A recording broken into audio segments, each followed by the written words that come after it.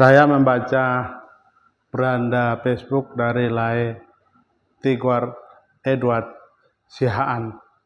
Dia pendiri dari Pilti Kopi di Lobu Siregar Siborong-Borong dan Silangit Siborong-Borong.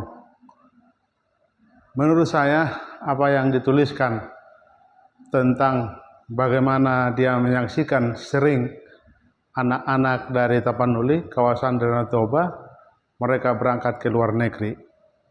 Di beranda itu saya baca ada puluhan, mungkin ratusan anak-anak muda yang berangkat ke Jepang karena sebelumnya sudah dilatih, mereka sudah mendapat pelatihan baik bahasa, baik juga skill untuk mereka bawa menjadi tenaga kerja di Jepang. Tapi yang saya mau komentari sebenarnya ada plus minus dari apa yang disampaikan Lae Tigor Edward Sihaan. Dia tidak menyudutkan siapapun, tapi saya menangkap di situ ada kegundahan, di situ ada merasa kasihan. Kenapa harus anak-anak muda berangkat ke Jepang? Sepertinya kita menganggap itu prestisi, tapi sesungguhnya kalau kita perhatikan dan amati baik-baik, juga itu sesuatu yang memeriskan. Dulu memang kita terkenal perantau, kita merantau ke seluruh penjuru, ke Jawa, ke Sulawesi, ke Papua, dan berhasil.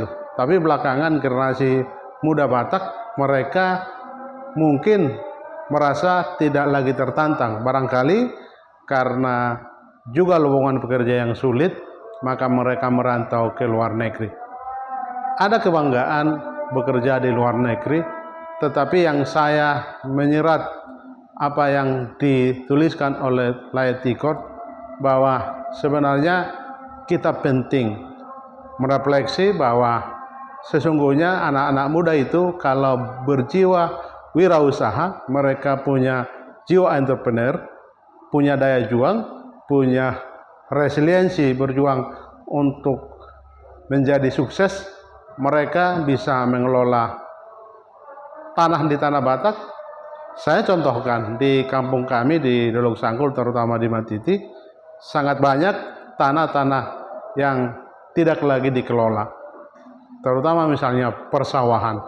Dulu sawah di kampung saya lihat jarang yang tidak dikelola. Sekarang banyak persawahan yang sudah puluhan tahun tidak lagi dikelola. Bukankah ini memeriskan? Kalau seandainya mereka juga menggarap itu, mereka tidak perlu ke luar negeri. Banyak cara sebenarnya untuk memulai usaha. Bukan hanya petani, bisa memulai UMKM seperti yang dilakukan oleh Lae Tigor Edward Sihaan. Barangkali juga ini menjadi refleksi bagi anak-anak rantau. Mungkin ratusan, bahkan ribuan orang-orang yang sudah berhasil di tanah rantau harusnya bisa mensuplai, memberi apa yang harusnya mereka beri pada tanah Batak. Tetapi itu tidak terjadi. Saya bayangkan kalau seperti Tigor Edward Sihaan menyediakan 30-an tenaga kerja, kalau para perantau yang punya uang menyediakan itu, mereka akan bisa menyediakan ribuan tenaga kerja. Saya kira ini juga solusi. Dan terakhir kami mau mengomentari bahwa pemerintah memang kurang memberi perhatian, kurang memberi hati untuk benar-benar fokus membantu para UMKM. Padahal pemerintah selalu berslogan UMKM itu adalah tulang punggung perekonomian. Tapi faktanya memang perekonomian kita tidak pernah terlihat dibantu. Memang pemerintah tidak berpihak pada UMKM.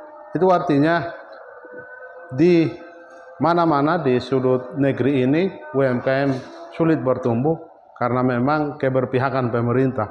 Misalnya penyediaan KUR, kita tahu disebut ada KUR dari bank terutama bank negeri, tapi ketika misalnya ada usaha kecil UMKM mendapatkan KUR itu, mereka hanya mendapatkan sekali, dan di kedua kali dan agak sulit untuk mendapatkan pinjaman kemudian. Ini sesuatu yang perlu diperhatikan, terutama untuk kawasan Danau Toba, agar jiwa wirausaha itu ditumbuh kembangkan menjadi semangat berusaha, semangat untuk mengembangkan diri, semangat punya daya tahan yang kuat, menjadikan mereka mandiri.